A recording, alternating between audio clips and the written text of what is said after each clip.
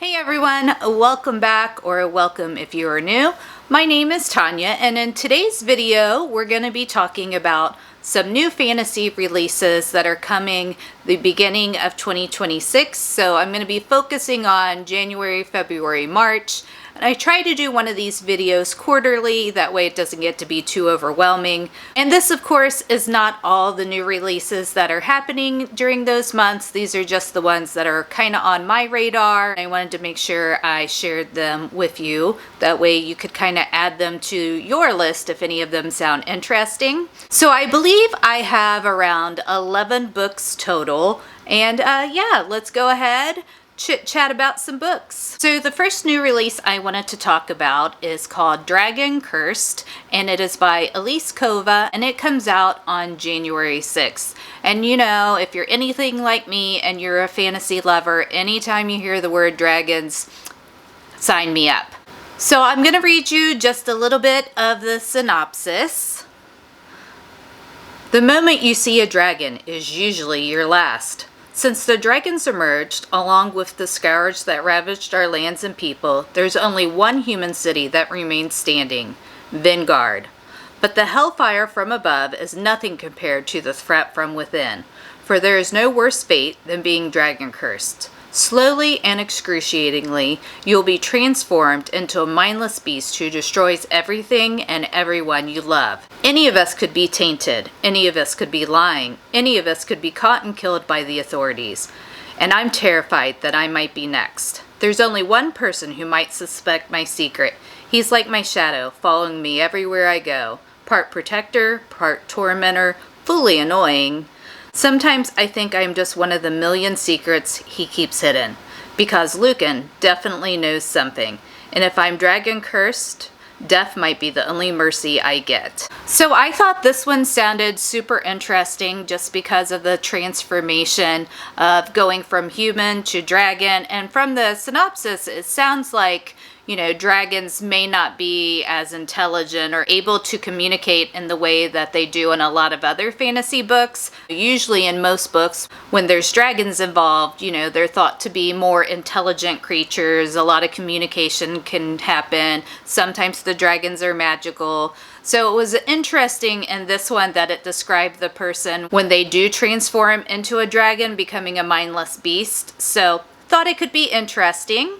Then next up is A Vow and Vengeance by Jacqueline Rodriguez. And for this one, the magic system is supposed to be tarot card based. And I always like when there's a little twist on the magic system, you know, something a little out of the norm in a fantasy book. So that's why this one kind of piqued my interest. And I'll share a little bit about the synopsis of this one with you. And if you do see me looking down, that's because I'm reading off my iPad. So that is why I'm not looking at the camera.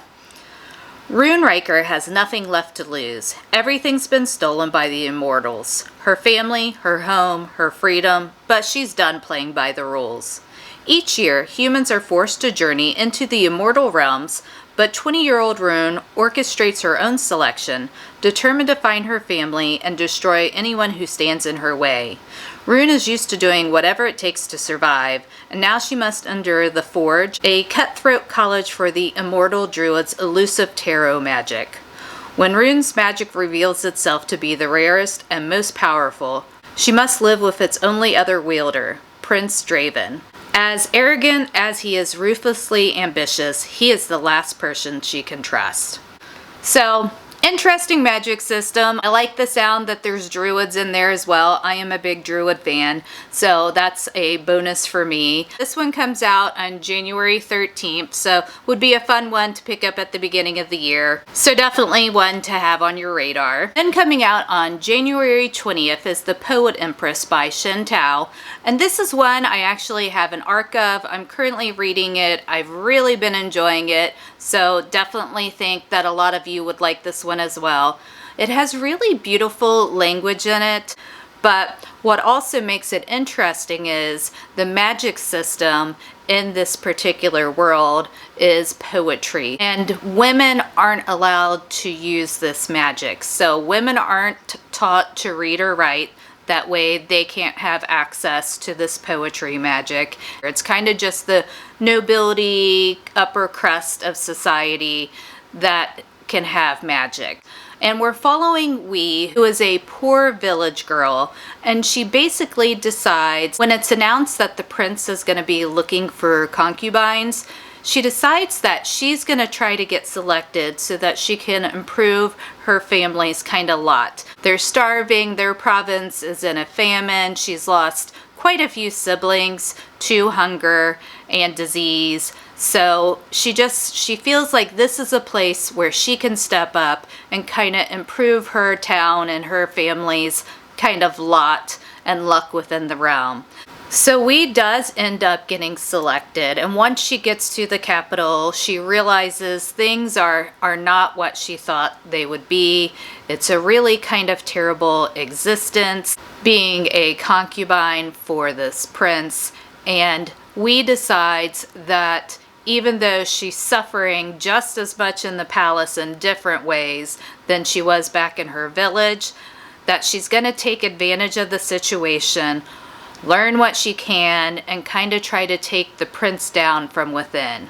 So I am about 3/4 of the way through the book, and would definitely suggest it.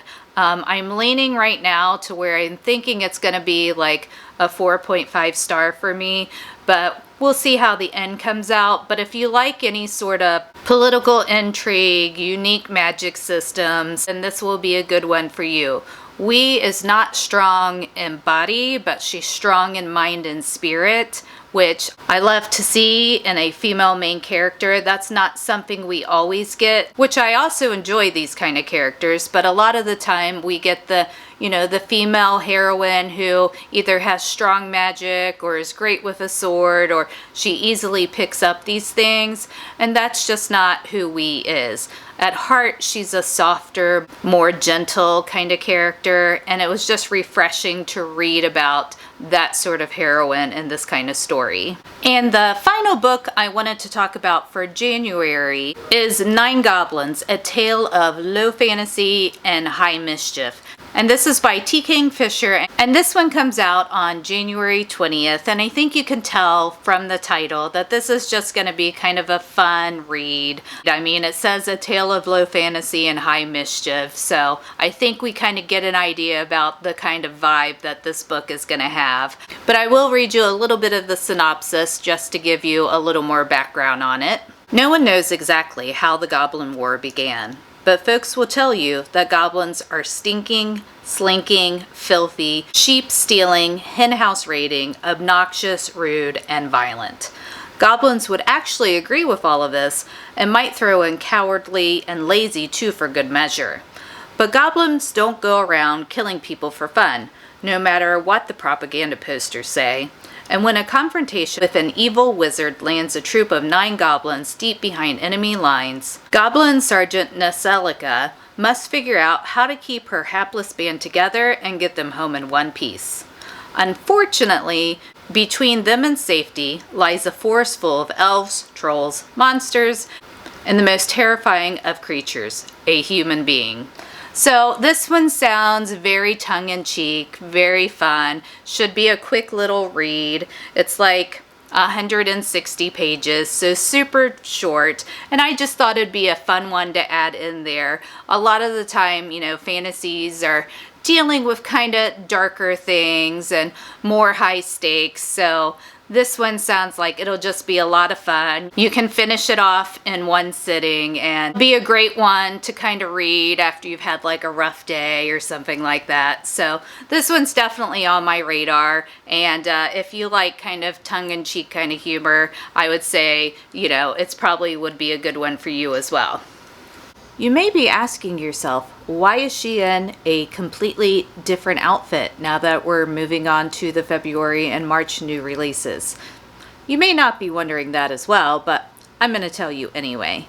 So I was editing the footage for this video, and once I got to the clips for February and March, there was no audio.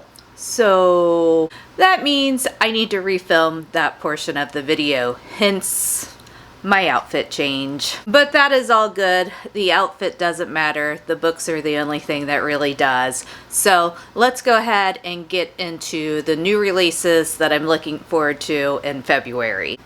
So first up is Dawn of the North by Demi Winters, and this one comes out on February 3rd.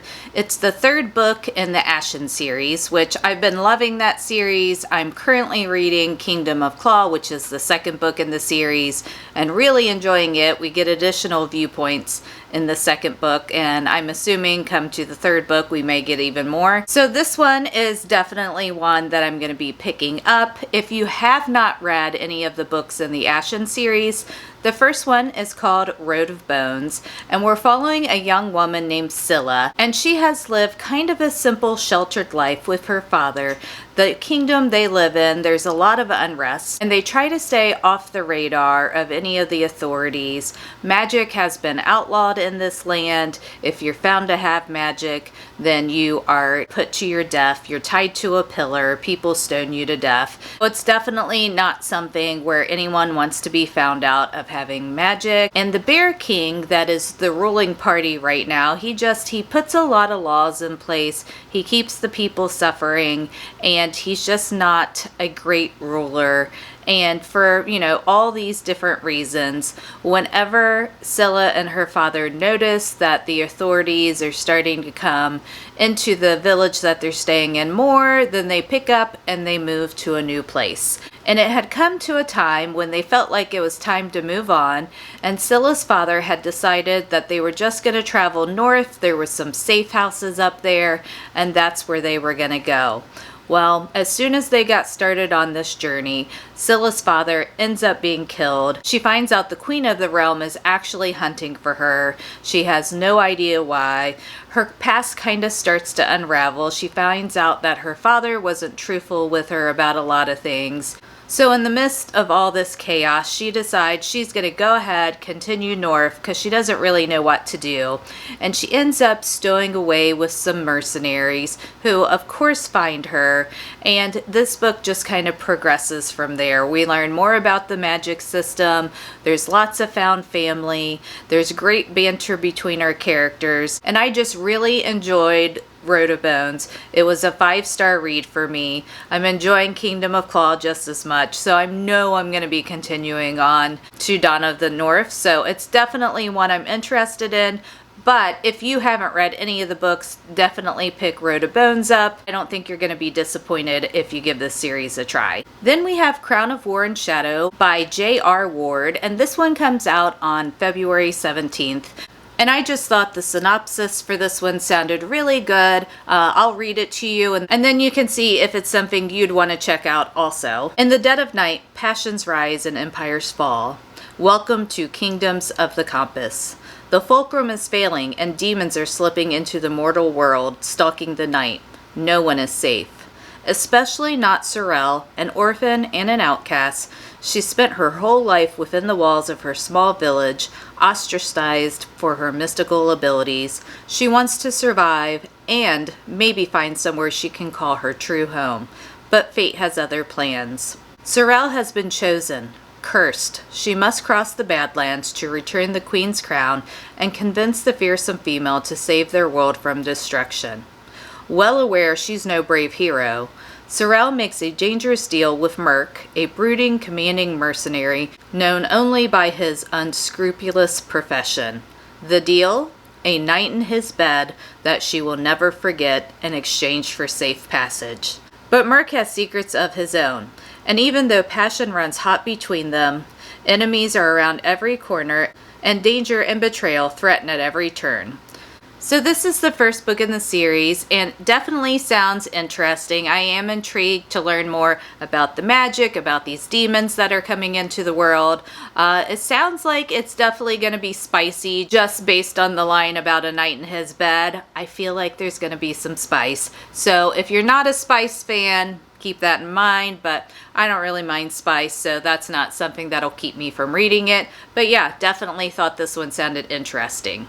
Then the last book that I wanted to talk about for February is Cleopatra by Sarah L. Arifi. I apologize if I said the author's name wrong. Names are not my strong point, as you all know, but hopefully I was close. And this book, it's not a fantasy, it's actually a historical fiction.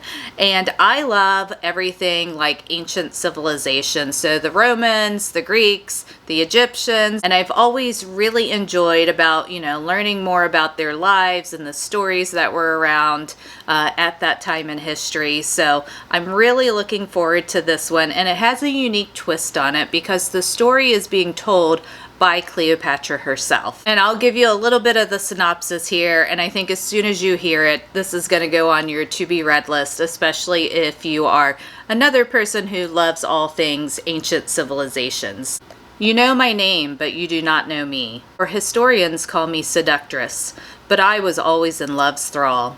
Your playwrights speak of my witchcraft, but I was gifted my talents by the gods.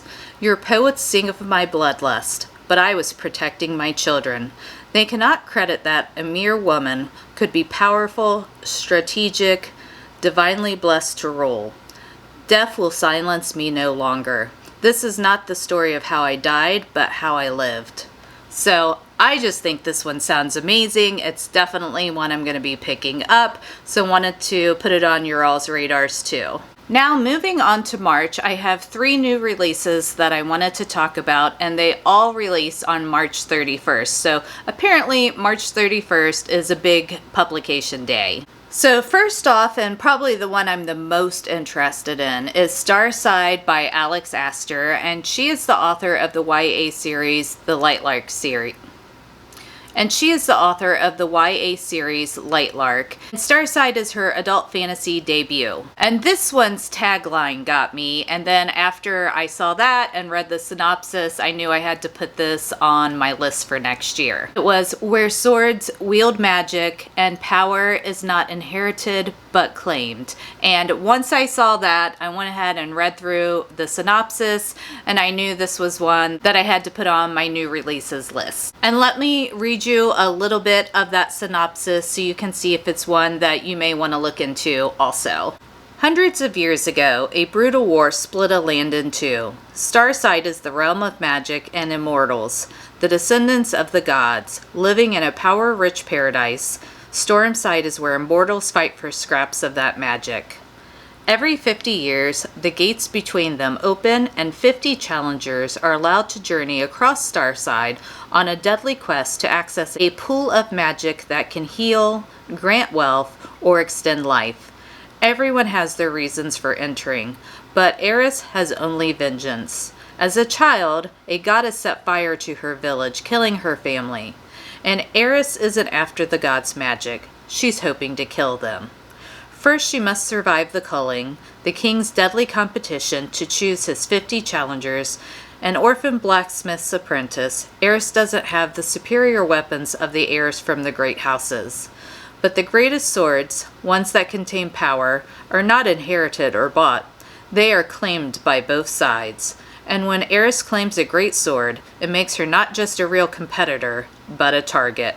So, definitely thought this one sounded interesting. It's got the trials element, but it sounds like it might be a little bit more unique than some of the standard trials that we've been getting lately. And I like the idea that, these gates only open up every so many years, and we already know that our main character is on a mission of vengeance, and it just ticked a lot of boxes for me. I haven't read any of Alex Astor's other works.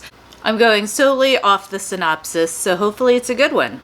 And then the next book I wanted to talk about for March is A Widow's Charm by Caitlin Paxson. And this one sounds like it's going to be very tongue-in-cheek, have some humor in it. It is a romantasy, but I don't think it's going to be too serious of one based on the blurb. Lady Hildegard Croft is accustomed to changes in position. After all, she rose from maidservant to lady of the manor when she married. But when her husband dies unexpectedly, the plans that would have protected her and the people of Crofthold die along with him. What's a widow to do? Potential salvation arrives in the form of Lord Elmwood. He is fleeing the consequences of using his forbidden charm to raise the dead.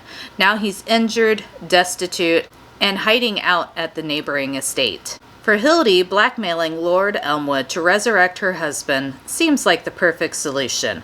For Elmwood, beautiful Lady Croft seems like the ideal distraction from his troubles. The problem is, all she wants from him is the horrifying power he knows he can never use again. So definitely sounds interesting. I'm sure there will be a lot of banter in this one, and I am always a fan of banter, so I'll definitely be checking this one out in March. So the last book that I wanted to talk about for March was Silver and Smoke by Helen Schurer. And this is the third book in the Ashes of Thesmar series. And this is one I haven't really decided if I'll be reading this one. I did read the first book in the series, which was Iron and Embers. And then that one didn't quite live up to what I was expecting it to be. This particular series is a spin-off from the Legends of Thesmar series, which I absolutely loved. But in this particular series, we're following Ren, who is an alchemist kind of turned poison assassin, and the war sword Tor Elderbrock. And war swords are kind of just fighters for the realm. They don't align themselves with any one crown. It's for the realm as a whole. And these two characters had a budding relationship in the Legends of Thesmar series. But in the Ashes of Thesmar series, I just felt like their relationship was a little too angsty from where it came from in the Legends of Thesmar. So that turned me off of it a little bit. Now, I may continue with the series at some point, but I do know there's lots of people out there who have really liked the first two books in the Ashes of Thesmar, so I wanted to go ahead and mention it in case you were someone who was really looking forward to this third book coming out. I may end up reading it someday, but it's not one that's like at the top of my list. But as I said, I know lots of people love it, so I wanted to throw it out there. So that is all the books that I wanted to mention for this first quarter of 2026. I'll be doing one of these videos quarterly. For me, it's much more manageable to have the new releases in quarters than getting a year's worth of new releases at once. So I like the smaller chunks. It's easier for my brain to keep track of. And if you're anything like me, hopefully this helps you out too. So thank you so much for hanging out with me today. Take care, keep reading, and I'll catch you in my next video. Bye.